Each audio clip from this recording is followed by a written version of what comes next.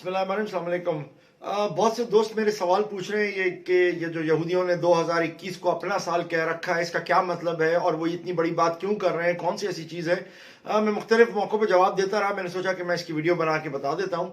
दरअसल बात यह है कि हम मुसलमान जो हैं बदकिस्मती से सैयारों को, सितारों को और इल्मुल आदाद से लेके इल्मुल जफ़र को, इल्मुल नजूम को हम लोगों ने सिर्फ अपनी किस्मतें मालूम करने के लिए रखा हुआ है। हम ये समझते हैं कि सिर्फ हमें इन आदात से अब किसी का घर खराब करना हो या कोई किसी पे जादू करना हो या किसी किस्म का कोई इशू करना हो, इसके लिए हमने इन इल्मों को समझ रखा है। जबकि इसके मुकाबले के अंदर अगर हम बनी इसराइल को देखते हैं तो उन्होंने बहुत ही करीब से इस मामले को स्टडी किया है। और इसकी तारीख अगर आप समझें तो यानी सितारों के इल्म की इनकी अगर आप तारीख समझें तो आप हजरत मूसा के दौर में कुरान में एक नहीं कई जगहों पर ये मौजूद है कि फिरौन को आके लोगों ने बताया कि जनाब एक ऐसा बच्चा पैदा होने वाला है जो आपकी हुकूमत का खात्मा कर देगा, आपका इक़्तिदार खत्म हो जाएगा।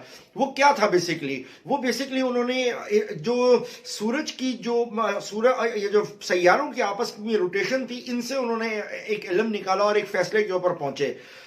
गुज़िश्ता दिनों के अंदर जिस तेजी के साथ ये सैयारे आपस में एक दूसरे के साथ गर्दिश कर रहे हैं और जो इनकी अलाइनमेंट्स बन रही हैं, वो अलाइनमेंट्स होती ही उस वक्त है जब कोई एक बड़ी तब्दीली रूनुमा होने वाली होती है। तो जब वो तब्दीली रूनुमा होने वाली होती है तब इस किस्म की चीज़ें आती हैं। रिसेंटली जो अर्थ, मून और ये सैटर्न एक साथ जमा हुए, उससे पहले कुछ बड़े सूरज गिरहण, चांद गिरहण हुए जिसकी वजह से हम कोरोना और इस किस्म के मामला देख रहे हैं। तो हम लोग मुसलमानों ने तो बगौर इसको नहीं देखा, वो तो सिर्फ हुकूमत के बारे में और अपनी शादियों के मामले में लगे हुए, जबकि बनी इसराइल बड़ी गौर से इन चीज़ों को डिटेल से करीब से देख रहा होता है। उसी चीज़ को करीब से देखते हुए वो आज इस नतीजे पे पहुंचे कि अगला साल जो है उनके लिए बहुत इंपॉर्टेंट है, यानी 2021।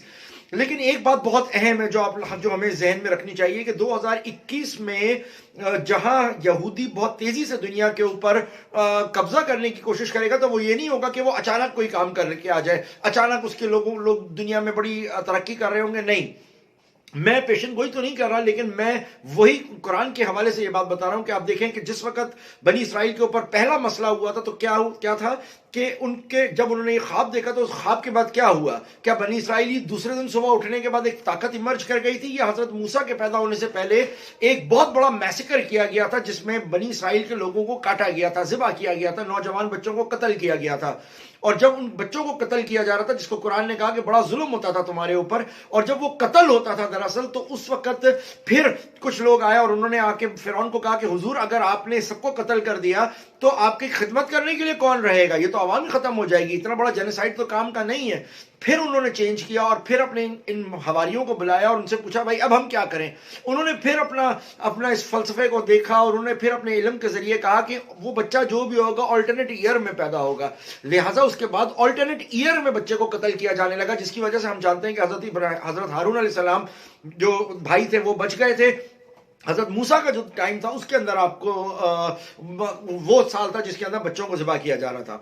लिहाजा बनी इसराइल के लिए मैं आपको सिर्फ इतनी बात बता दूं कि ये बनी इसराइली जहां इन सितारों के साथ देख के ये कर रहे हैं, वो अपने जहन में रखे कि इससे कबल कि वो दुनिया के ऊपर हुक्मरानी का ख्वाब देखेंगे, ये अपनी आखिरी कोशिश कर रहे हैं अपने आप को मनवाने की। लेकिन जब ये देखेंगे कि ये आपस में नहीं मन सकते या कोई ऐसा अमल होगा, और मैं फोर्सी कर रहा हूं कि एक बहुत बड़ा अटैक इजराइल पर होगा, ये खुद करवाएंगे, जैसे इन लोगों ने पहला ये अटैक करवा के जो ये आज तक होलोकॉस्ट के लिए कहते हैं कि जी हमारे लाखों लोगों को मार दिया। इतनी तादादी जर्मनी में नहीं थे जितने ये झूठे नाम लेते हैं, उतनी उस चीज के ऊपर तहकीक करने की इजाजत नहीं है।